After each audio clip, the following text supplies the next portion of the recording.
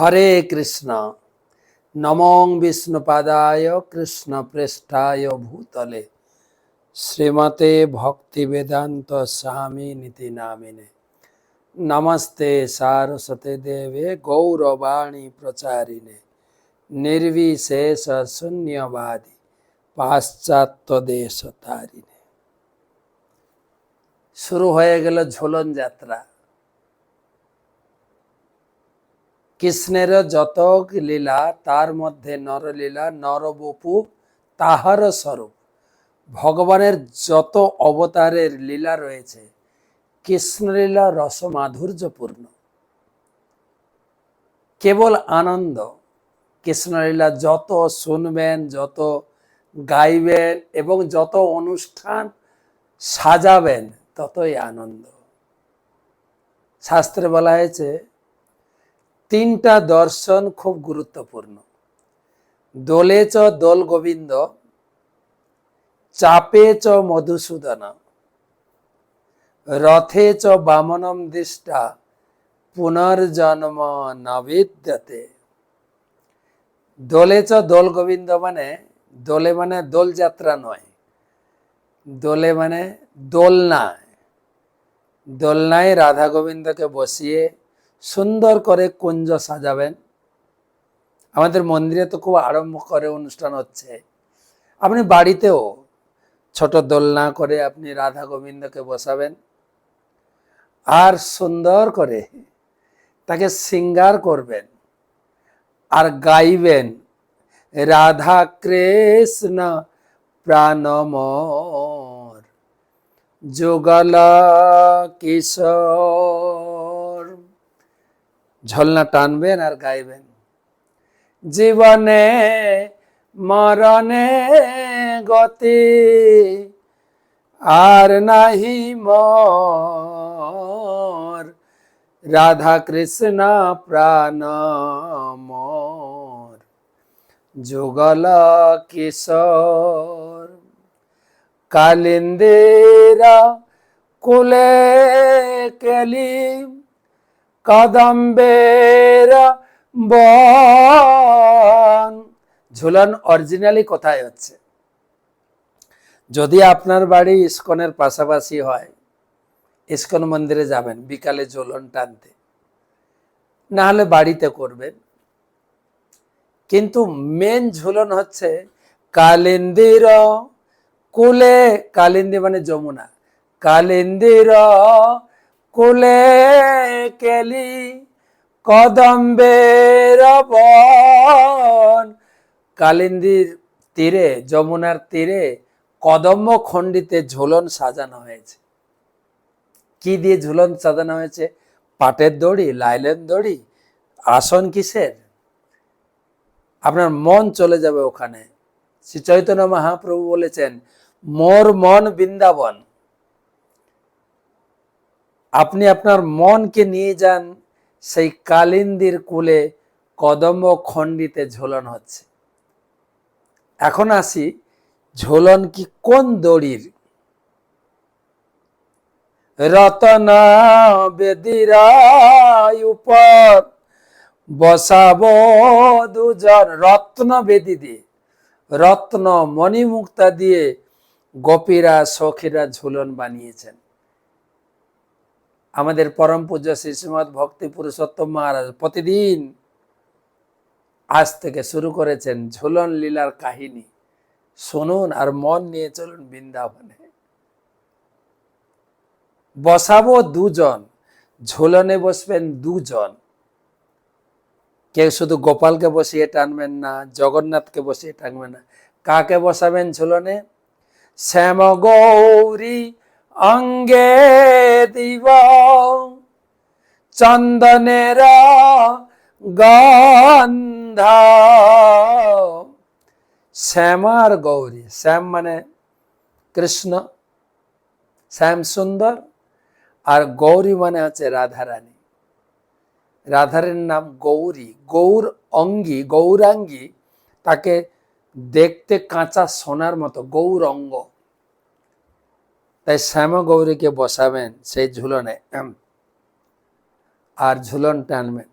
গাঁথিয়া মালতীর মালা দিব দোহার গলে, অধরে তো লিয়া দিব কর্পূর তাম্বুলে।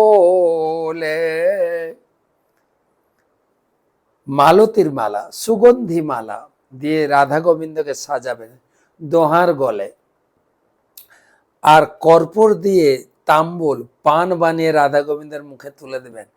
পান খেতে খেতে মুখ একদম রাঙিয়ে হাস্যোজ্জ্বলে তিনি ঝোলনাতে ঝুলবেন, আর আপনি গোপী ভাবে ঝোলনা ঝুলাবেন।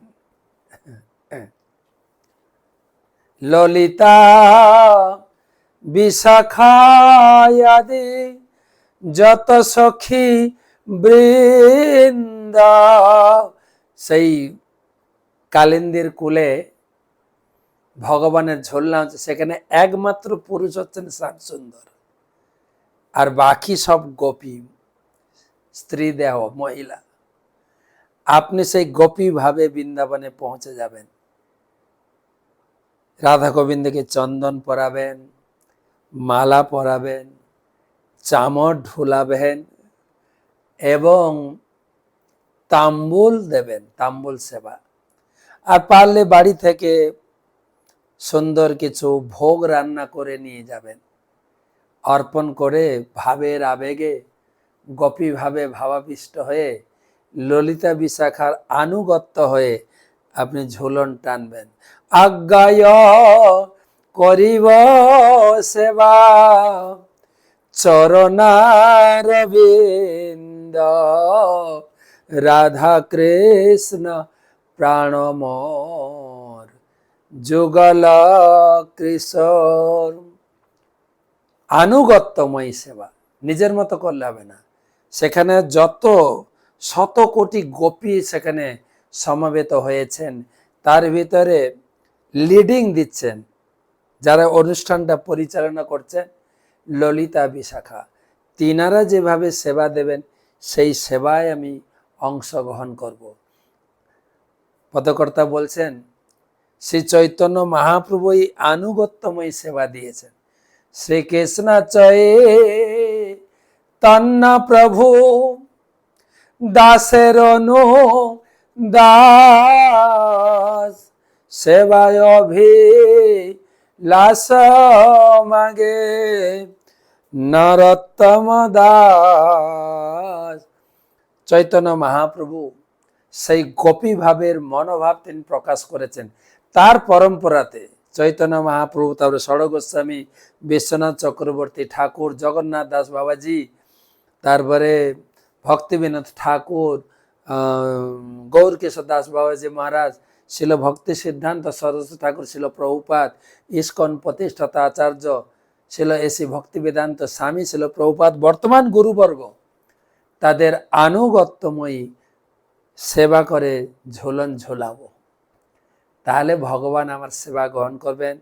এই যদি ভালো করে ঝোলন যাত্রায় অংশগ্রহণ করেন, ঝোলনায় রাধা গোবিন্দের মুখচন্দ্র দর্শন করেন, এইটা একটা দর্শন।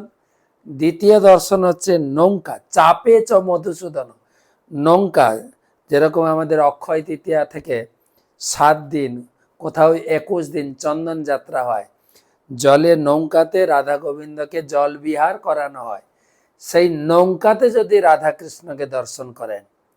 আর তৃতীয় দর্শন হচ্ছে রথে চ বামনম দিষ্টা, যখন জগন্নাথ রথে উপবিষ্ট হন, 33 কোটি দেবদেবতা নেমে আসেন জগন্নাথকে দর্শন করার জন্য।